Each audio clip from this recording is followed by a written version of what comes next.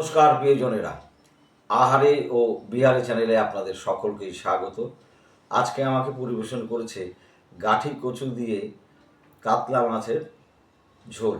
আসুন জেনে নিই কী কী উপকরণ দিয়ে এই রেসিপিটা তৈরি করা হলো। প্রিয়জনেরা, প্রথমে কাতলা মাছটাকে ভালো করে ধুয়ে নুন হলুদ মাখিয়ে রেখে দিয়েছি। তারপরে গাঁঠি কচুগুলো কেটে ওটাকে ভালো করে ধুয়ে একটু গরম জল দিয়ে ভাপিয়ে নিয়েছি, ভাপিয়ে জল ঝরিয়ে রেখে দিয়েছি। তারপরে গ্যাসে একটা কড়াই বসিয়েছি, কড়াইয়ের মধ্যে সর্ষের তেল দিয়েছি। তেলটা যখন গরম হয়ে গেল মাছগুলো ভেজে তুলে নিয়েছি। ওই তেলের মধ্যে আরেকটু তেল দিয়েছি, কাঁচা লঙ্কা ফোড়ন দিয়েছি, কালো জিরে ফোড়ন দিয়েছি, দিয়ে গাঁঠি কচুগুলো ওর মধ্যে দিয়েছি। দিয়ে গাঁঠি কচুগুলো একটুখানি ভাজা করে নিয়েছি, নিয়ে নুন দিয়েছি, হলুদ দিয়েছি আর টমেটো কুচি দিয়েছি, দিয়ে একটু জল দিয়ে ভালো করে কষিয়ে বেশি করে জল দিয়ে ঢেকে দিয়েছি। কিছুক্ষণ মাঝে ঢাকনা তুললাম, দেখলাম গাঁঠি কুচিগুলো অল্প সেদ্ধ হয়ে এসছে। তখন ওর মধ্যে পোস্ত আর কাঁচা লঙ্কা বেটে রেখেছিলাম, ওইটা ওর মধ্যে কড়াইতে দিয়ে দিলাম, দিয়ে ভালো করে নেড়ে চেড়ে মাছগুলো দিয়ে দিয়েছি, মাছ ভাজাগুলো দিয়ে ঢেকে দিয়েছি।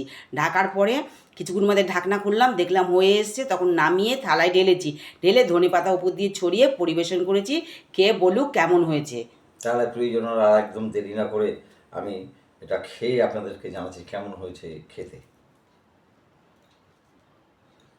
একটু গাঠি কচু নিয়ে নিলাম, একটু গ্রেভি নিয়ে নিলাম, আর প্রিয়জনেরা সুন্দর কাতলা মাছটা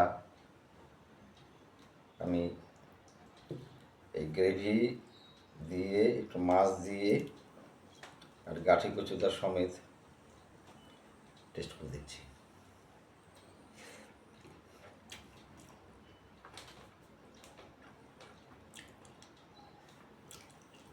আহা হা, দুর্দান্ত স্বাদ। মানে এত সুন্দর সুন্দর যদি রান্না হয় তাহলে এক্সপেকটেশনটা একেবারে অন্য লেভেলে চলে যায় গিয়ে।